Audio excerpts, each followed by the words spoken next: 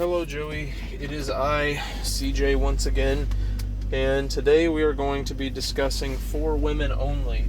So, I read For Men Only quite a while back in Oregon, and I was considering getting it on Audible to read that again, but then I realized that you gave the sort of option between which one of the two to listen to.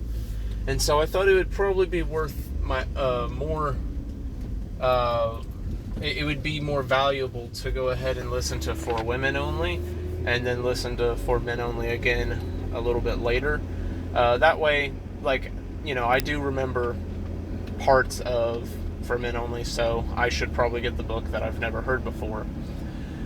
And so, For Women Only is a book that is the companion part, and as far as I can tell, the first of the two books that was written. And the one that I listened to is the revised version that came out around a decade after the original release. So, For Women Only is going to be a book written by the wife and is aimed at trying to help women that are in relationships, whether that be girlfriend, wife, whatever it might be, to understanding the men in their life.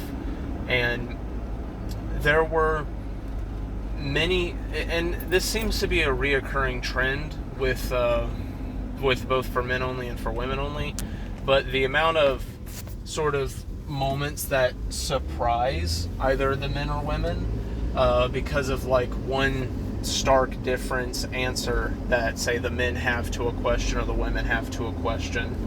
And what she was explaining oftentimes in these chapters did feel like she had a good understanding of the inner thought process of us guys.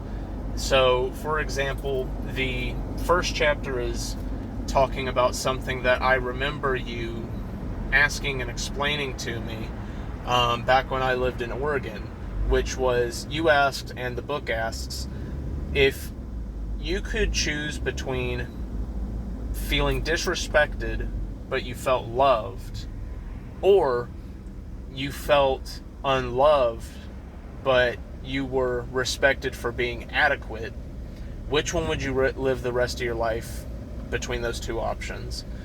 And I remember when I answered you, I took a moment and I said, respect, I suppose.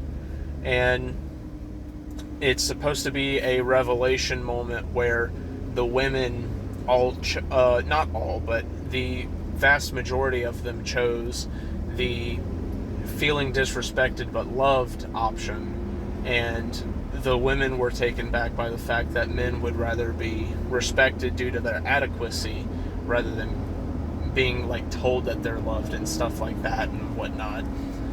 And the reason that is because in our brains there is not really a difference between being respected and being loved. They go hand in hand. And so it talks about in details different examples of things that a woman might say that will annoy or offend her boyfriend or husband. And it's not a case of it's not like you have to walk on eggshells around your partner or anything like that. However, like the book explains, we need to love our partner the way that they need to be loved. And it made me realize that something that has probably been, because I do remember talking to you about this at the condo, something that has been bothering me for a long time is that I essentially don't see my money. Essentially it goes to mom's account and then she, disperses my share into my account as we're able to. Well, I think that the reason that I've been, for lack of a better word, resenting Mom for a while is because of that right there. I think it's because I feel disrespected that it's not going into my pocket first, and then I'm bestowing it to the rest of my family. Hopefully that makes sense. Hopefully it sounds feasible. But I think that's what it is, and I've just never put a finger on it.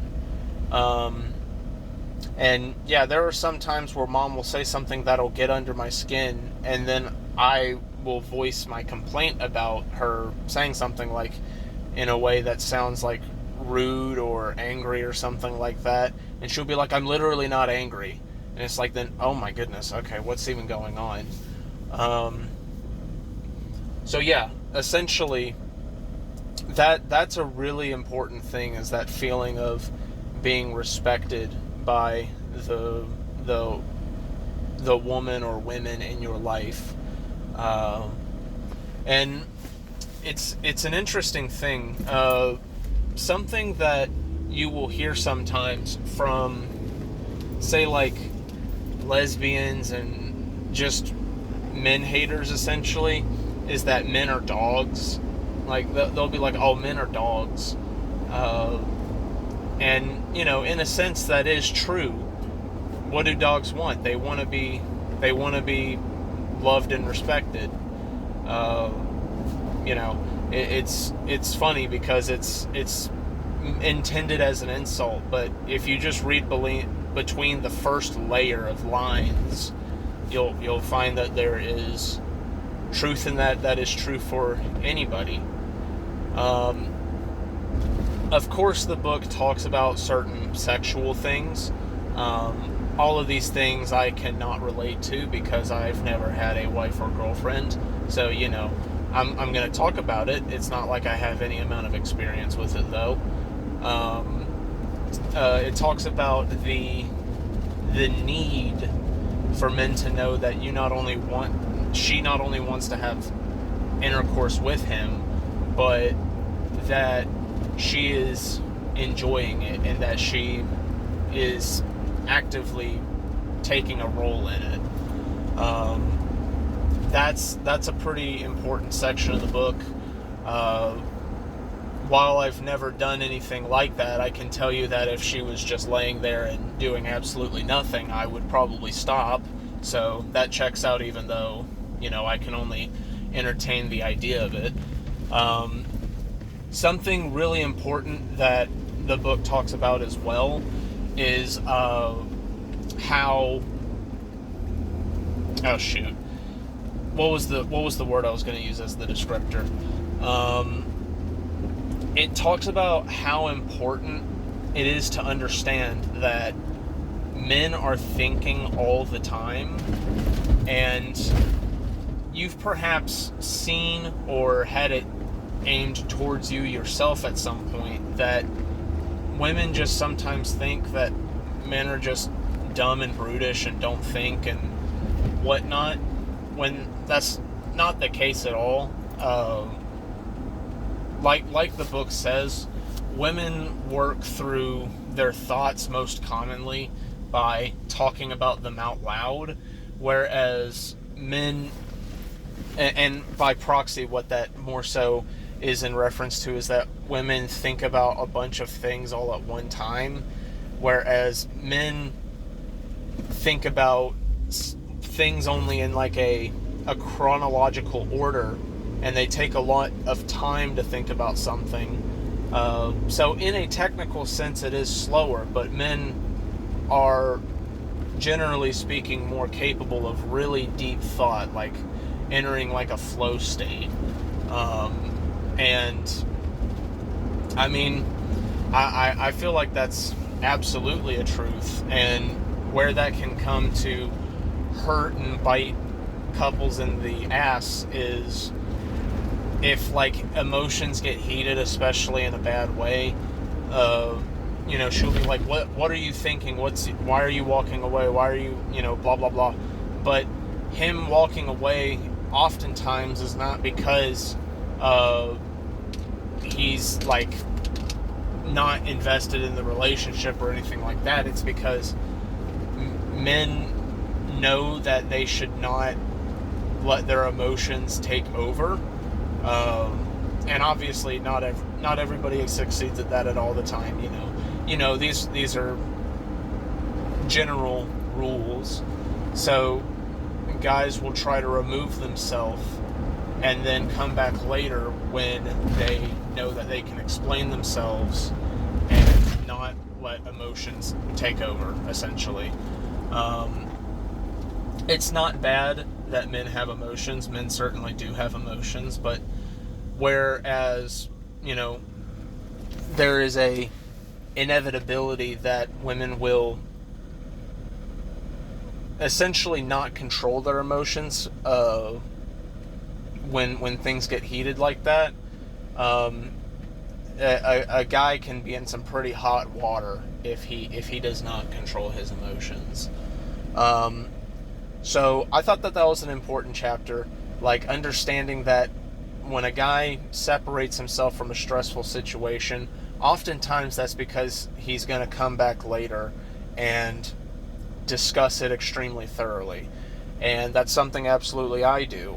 Something that I've talked to you about before is that I tend to be a recluse. And while I am a recluse in certain ways, one of the ways that I meant was describing this here, where if something negative or heated is happening in the house, I just go into my room. But oftentimes that's because I'm taking the time to really comb over everything, and I had just never thought about it like that. Like, yeah, that's something I do.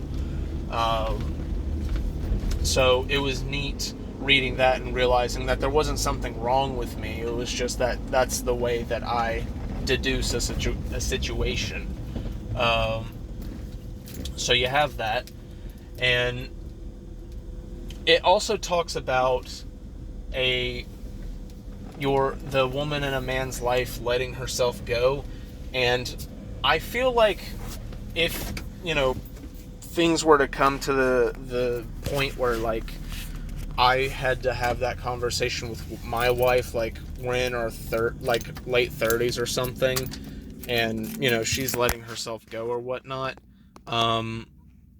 that I would be able to put things in a way that's gentle enough to where she doesn't freak out. But as the book exclaims, it's like, it's not about her looking like a 10 out of 10 beauty model, 20 years old, stuff like that. Like, it's much more about the effort made to attempt to look good and whatnot, and doing it because of self-respect that she has for herself and the love she has for you, understanding that it's extremely important for men to see that their wife is pretty, healthy, all these things. And it's also really important in terms of the vitality of her soul, essentially. So I do really want to talk to you about this book over the phone, but I do have to go as of right now. Yeah, this was a good book. I definitely plan on listening to it again. Peace.